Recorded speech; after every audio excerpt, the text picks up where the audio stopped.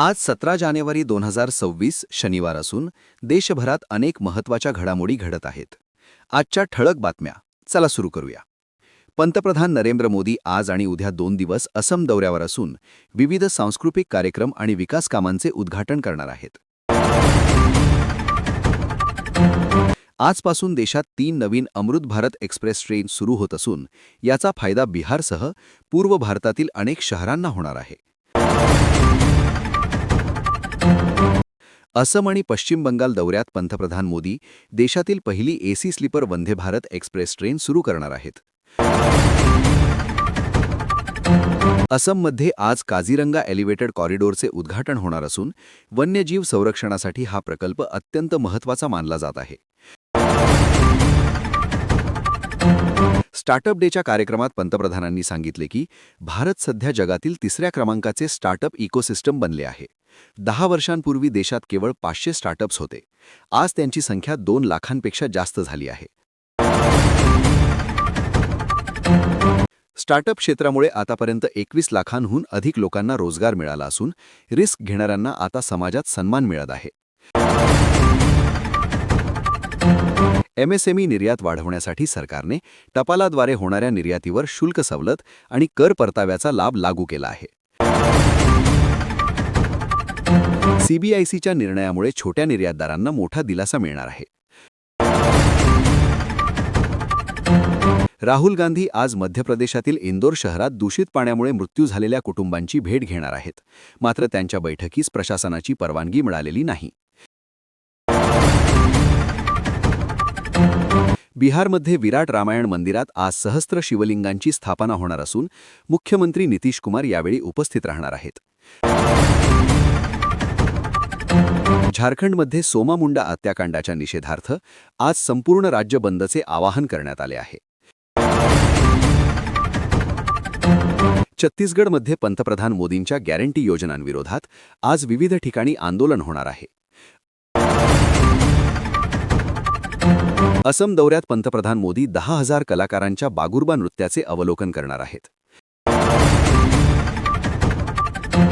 महाराष्ट्राच्या राजकारणात मोठा बदल झाला असून तब्बल 30 वर्षांनंतर मुंबईत ठाकरे कुटुंब सत्तेबाहेर गेले आहे. बीएमसी निवडणुकीत भाजप प्रणित महायुतीने 118 जागां जिंकत स्पष्ट बहुमत मिळवले आहे. महाराष्ट्रातील 29 महानगरपालिकांपैकी 25 ठिकाणी भाजप आघाडीवर असल्याचे चित्र आहे. यावर्षी केंद्रीय अर्थसंकल्प रविवारी सादर होणार असून त्याच दिवशी शेअर बाजार सुरू राहणार आहे.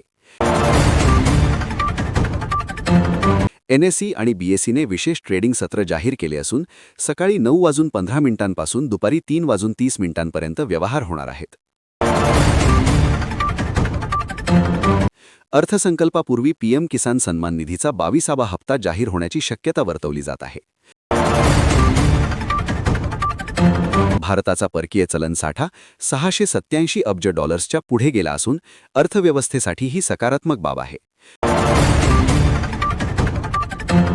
1 एप्रिलपासून ईपीएफ खात्यातील रक्कम यूपीआयद्वारे थेट बँक खात्यात काढता येणार आहे. केंद्र सरकारने अवैध ऑनलाईन सट्टेबाजी विरोधात कारवाई करत 242 वेबसाईट्स बंद केल्या आहेत. महाराष्ट्रातील 16 जिल्ह्यांतील 9.5 लाख घरांना पीएनजी गॅस देण्याचा प्रकल्प जवळपास पूर्ण झाला आहे. 2025 मध्ये देशात 1300 पेक्षा जास्त हेट स्पीचच्या घटना नोंदवण्यात आल्या आहेत. मध्य प्रदेशातील सिंगरौली जिल्ह्यातील दिव्यांग आदिवासी मुलीची व्यथा संपूर्ण देशाला हादरवणारी आहे. सरकार 1 एप्रिलपासून देशभरातील टोल नाक्यांवर पूर्णपणे कॅशलेस प्रणाली लागू करणार आहे. चांदीने नवीन उच्चांक गाठला असून सोन्याच्याही किमती ऐतिहासिक पातळीवर आहेत. दिल्ली एनसीआरमध्ये वाढलेल्या प्रदूषणामुळे ग्रेप 3 निर्बंध लागू करण्यात आले आहेत. भारत 114 नवीन राफेल लढाऊ विमाने खरेदी करणार असून ती मेक इन इंडिया अंतर्गत भारतातच तयार होणार आहेत. ओडिशा सरकारने ओडिया भाषा सर्व शासकीय कामकाजासाठी बंधनकारक केली आहे. जम्मू काश्मीरमध्ये सुरक्षा दलांनी दहशतवादी ठिकाणे शोधून काढली असून ड्रोन हालचालीही आढळल्या आहेत. प्रजासत्ताक दिनाच्या पार्श्वभूमीवर दिल्लीमध्ये सुरक्षेचे कडक उपाय करण्यात आले आहेत. देशातील अनेक राज्यांत तीव्र थंडी आणि कोहऱ्याचा प्रकोप सुरू आहे.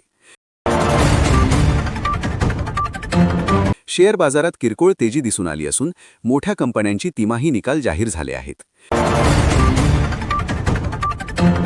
इराणमध्ये अडकलेल्या सुमारे 9,000 भारतीय नागरिकांना परत आणण्यासाठी सरकार ऑपरेशन स्वदेश सुरू करणार आहे.